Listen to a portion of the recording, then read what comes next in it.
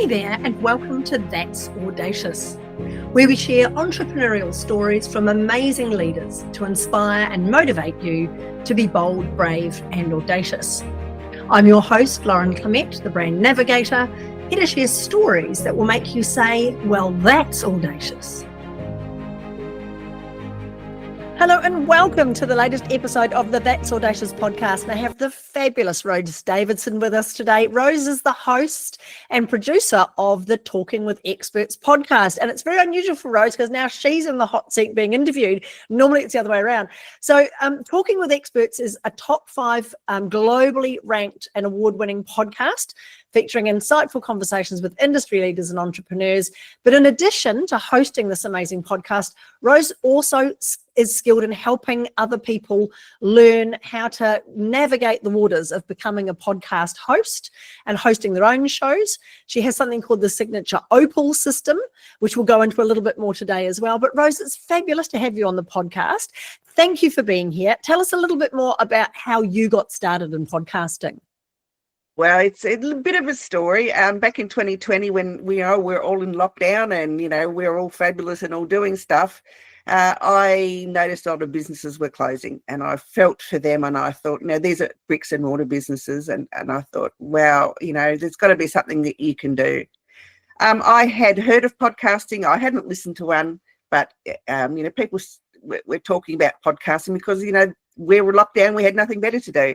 So I thought, well, why not start a podcast? And just one of my Whim things that I do, and Rose, just do this and then work out the details later. So I thought, well, I just want to help business owners get their businesses stable, remain open. Whether you're bricks and mortar businesses, you could go online, you could offer services, doesn't really matter. There is something that you can do. So I had a few Facebook friends. I invited them onto the podcast. Prosper Teravinga was my very first guest, and I bless his heart. And I just went from there. I'm now 633 recorded episodes. I've been going for 5 years now.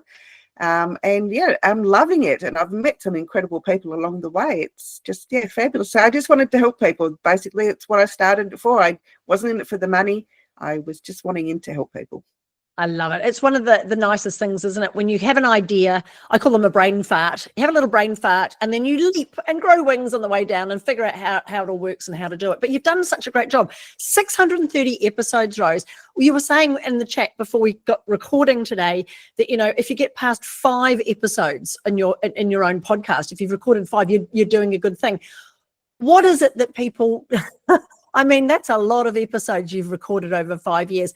Most people get all excited about starting a podcast, but then, like I say, after 5 or 6 episodes, they go, "Oh, this is hard work." What's made you stick at it, do you think, Rose? I think it's because I'm a bit heart-centered. I've met some wonderful people. I love it. I love the people that want to openly share their knowledge. I know it's a leveraging thing when, you get on someone's podcast and you market it, and it's a good marketing tool.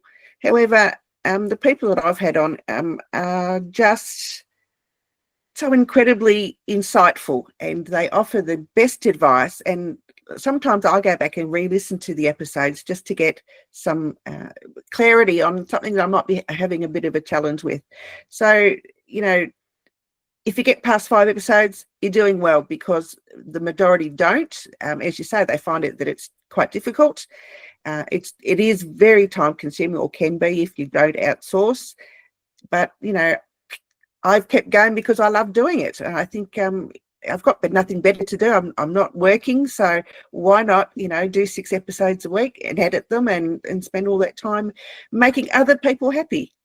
And the nice thing is you're creating a legacy, aren't you? As you say, this podcast, these recorded episodes will be around long after we've left the planet so that other people can learn. Why did you decide that it was about talking with experts and it was an interview series? Because there's lots of different ways of having a podcast, isn't it? It's either sharing tips or information or interviews or lots of different formats. What was your decision around having an interview style podcast as the way to go? Because I'm terrible talking to a camera on my own.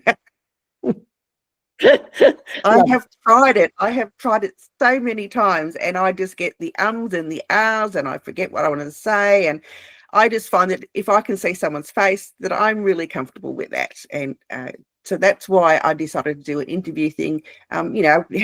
Business owners helping business owners. That is my tagline. And talking with the experts. Well, people I talk to are experts in their particular field. So that's where the name came from, and that's the theory behind it.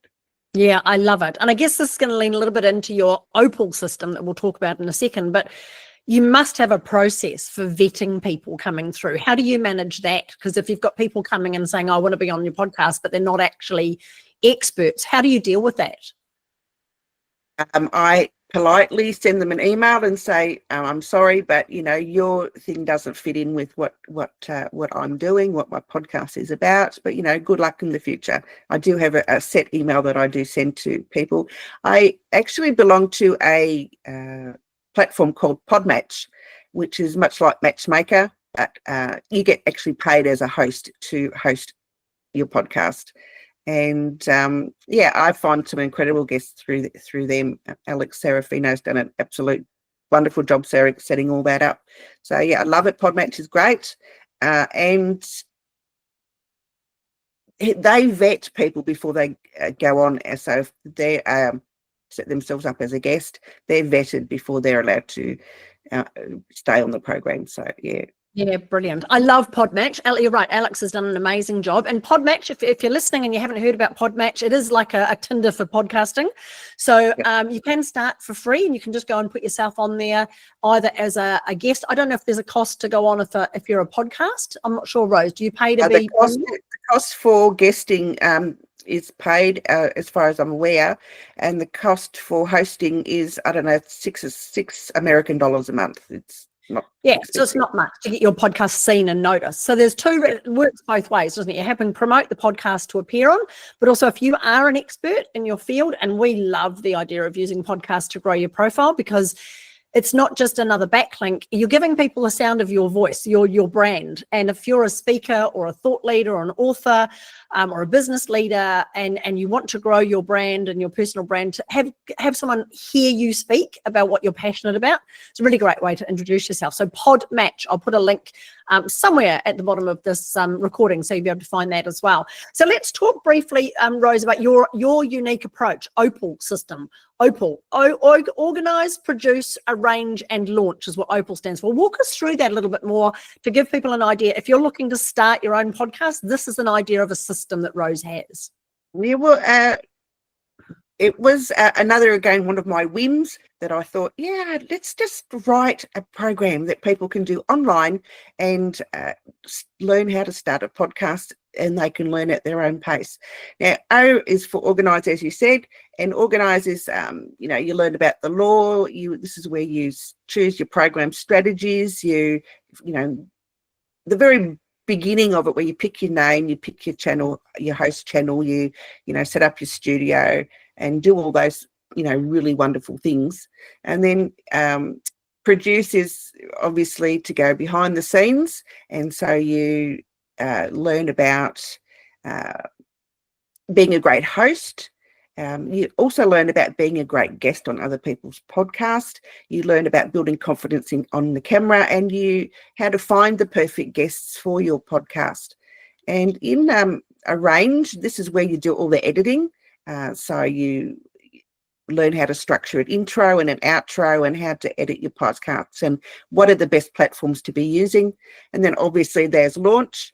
And Launch is about, obviously, how you get your podcast out there, how you can monetize it, and how you can establish yourself as an authority in the podcasting world and in the business world, or whatever world it is that you happen to be podcasting in. I love it. So if you're listening and you're thinking, I really want to be a better guest on podcasts, I want to find more podcasts, it might be worth talking to Rose about her Opal system, because it's a great way to learn how to make sure you're doing the right things and getting yourself out there. But definitely, if you are an expert and you're wanting to launch your own podcast, or maybe you got to those 5 or 10 episodes and went, oh, it's too hard. Maybe this is an opportunity for you to go and reliven that and review it and go through that Opal process with Rose. to really figure out how you can be better organized, you can arrange better speakers on your podcast, and you can just get everything organized a little bit more so that it's not quite as time consuming. Rose, what's one of the biggest number one mistakes that you think people who are looking to start their own podcast make? Not being organized and thinking they need all the bells and whistles, that, you know, the very expensive microphone, the expensive cameras, the lights and everything. You don't need any of that. I started with a laptop, just use the microphone on the laptop, the camera on the laptop. But I guess you need to make sure that the audio is the best. People will forgive you for bad visuals and a bad video, but audio, they will not, because if they're going to listen to the podcast as a podcast and not watch it as a video, then the audio's got to be really spot on. But you can start with your phone. You don't need any bells and whistles, and I think that is the greatest mistake people make. It's not expensive to start a podcast. Yeah, absolutely. And it's getting easier too, isn't it? Because I mean, I've got a Yeti mic that's sitting on my desk that's plugged into my computer and seems to do its job. Shouldn't pick it up because it'll do all sorts of things now. But yeah, you're right, Rose. So often we think, we've got to go to a studio somewhere. And great, awesome. There are absolutely places out there where you can turn up, you can record 6 or 7 podcasts in a row, and they'll do all your editing for you and so on. But quite often that whole idea of it's bigger than a big thing holds people back, doesn't it? From going, let's just into it.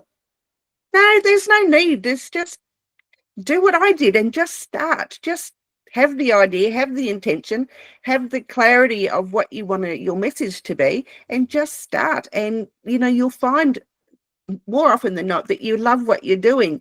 Even if you're doing a solo podcast, as long as your message is true, you're authentic in your delivery, people will listen. And I guess another mistake too that people think, unless you're like a famous person, you'll get millions of views straight away or millions of downloads. You will not. Please, it takes a long time. So unless you've got a dedicated following already, you will not be an instant success. These numbers take time, and if you're doing it for the numbers, then you're in it for the wrong reasons. Yeah, absolutely. You are listening to the That's Audacious podcast. If you like what you're listening to, there are lots of other episodes with incredible people. Just find it on your favorite podcast channel, That's Audacious. Now, Rose, let's talk a little bit about the fact that Talking to the Experts has been ranked number 5 in the world globally for podcasts. How did you do that? I mean, we talked just recently about not going into the numbers, not having the numbers as your primary goal. It should be a bigger goal than that when you start a podcast, some other purpose for it, either connecting with people, growing your brand, being of service, all those other things that you could choose. But how do you get globally ranked with a podcast? What are the steps? Well, Lauren, to be honest, I have no idea. There is a certain criteria. I think in the first 30 days of your podcast, you've got to have so many downloads. I rank in the top 5% in the world, and there's over 3 million podcasts or something in the world. So 5% of 3 million is, pretty good. To be honest, I don't know. I just found myself, you go on to Listen Notes, which is the authority to find out where you rank in the world. I ranked top 5%. And I thought, how did that happen? But I mean, I'll take it. I'll take the kudos. Believe me, I mean, it's I'm working my way up to 2.5, and that's coming. So. Brilliant. I love it. And it's funny, isn't it? I remember Gary V, when he first talked, Gary Vaynerchuk, about his YouTube channel, that I think he recorded something like 383 episodes before it took off. Same with podcasting, isn't it? I mean, we talk about some of our favorite podcasts. I love listening to Diary of a CEO, and Stephen Bartlett now has like 30 people who help him produce that podcast. He has the most amazing guests on, like the founder of Netflix and Gymshark found all this sorts of people on his podcast. But he didn't start with that. He started with just talking about what he was interested in and having people on who was it, and it slowly grew over time. what do you think some of the mindset things are? If you're a podcast guest, what are some of the, I mean, not focusing on the numbers, not thinking you're going to go to the top #1 podcast in 3 episodes, all that sort of stuff's fair enough. But what are the sorts of mindset things we can look at if you want to be a podcast host that you need to really set yourself up with right from the start? I think the consistency is one of the main things, and dedication. I think you've got to be dedicated to the craft. And I do call podcasting a craft because it is. There are things in that, and some people just aren't suited to be podcast hosts. I have actually guested on a podcast where I was the guest, and I think I said 5 words. So, you've got to give. My podcast is all about my guest. I prefer not to do a lot of speaking. I will ask questions, obviously, but it's very organic.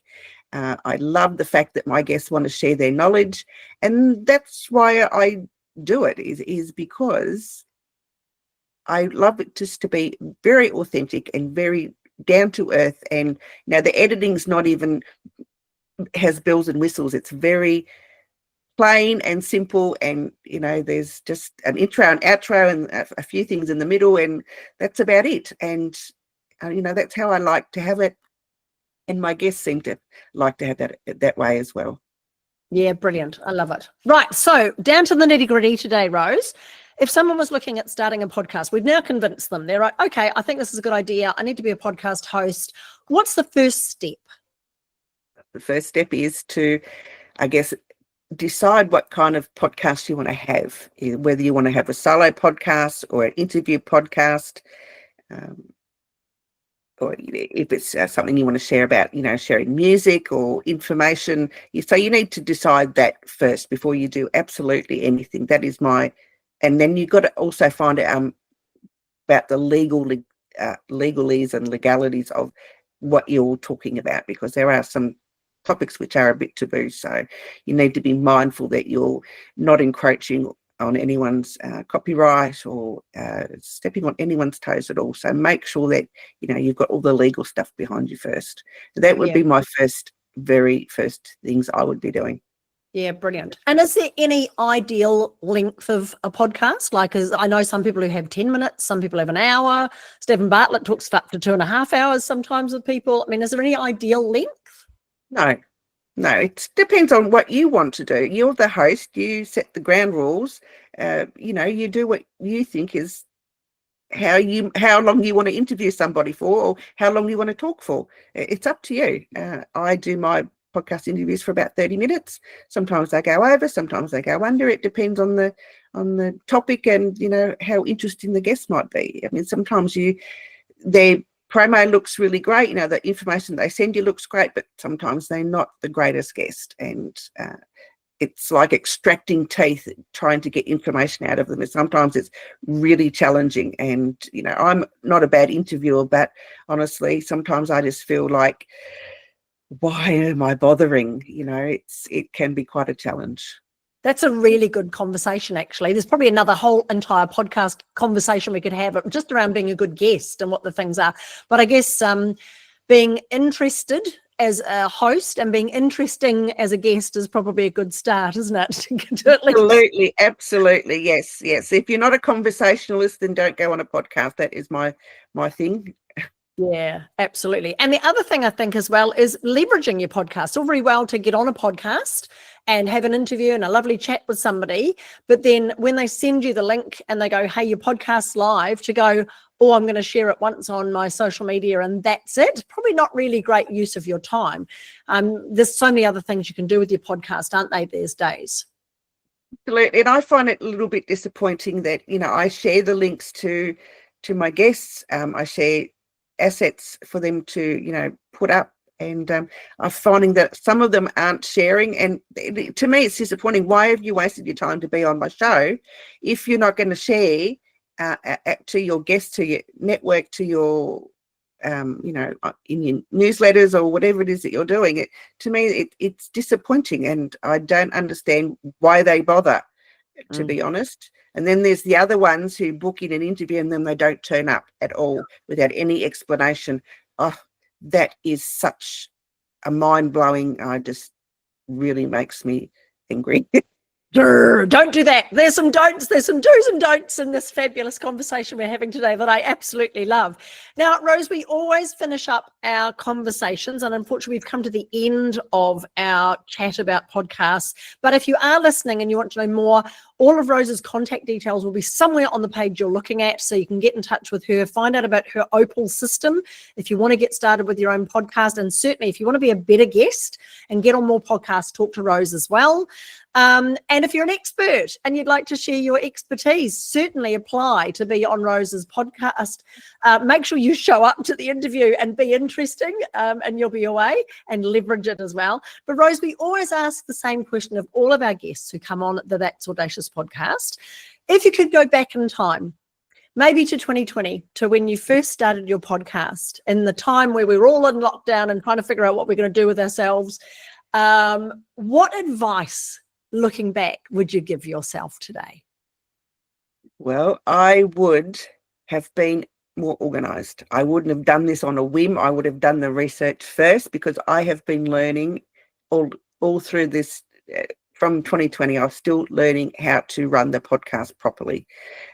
So as far as, all the kudos and everything and awards that I've won, I'm still learning. And if I had have been organised in the first place, I could have been further along, I think. Yeah, brilliant. I love it. Getting organised. And I guess that's the big thing. If you want to be on podcasts or you want to be a podcast host, talk to Rose, get yourself organised. She's won awards for what she does, and she's ranked highly in the world for what she does. Was 630 episodes, Rose, that you have now? Absolutely. Unbelievable. So get in touch with Rose if you want to get anything done with podcasting. I highly recommend it if you want to build your personal brand and build a profile. It's an awesome way of giving people a taste of what you're like. And certainly if you're an expert or a thought leader, to have your own channel, your own podcast. As Rose says, it doesn't take a lot to get started. You don't need to get all the bells and whistles. Just get yourself out there, decide what sort of podcast you want to have, and keep going. And if you've got maybe an old podcast that's sitting there and you started it and you're going, I should get back to that, maybe I should reliven that, get in touch with Rose. I'm sure she can help you out with her Opal system to get it cracking. Thank you so much, Rose, for being on the podcast today. It's been an absolute blast. Any final last tips or advice for anybody? Yeah, just be kind to yourself and just do what your heart and follow your heart. I love it. Go for it, guys. Get out there and be audacious. Thanks, Lauren. Thanks so much for listening to the That's Audacious podcast.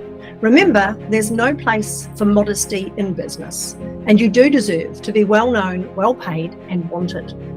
For more episodes, please subscribe to the podcast on your favourite channel or follow us online. The links are in the description below.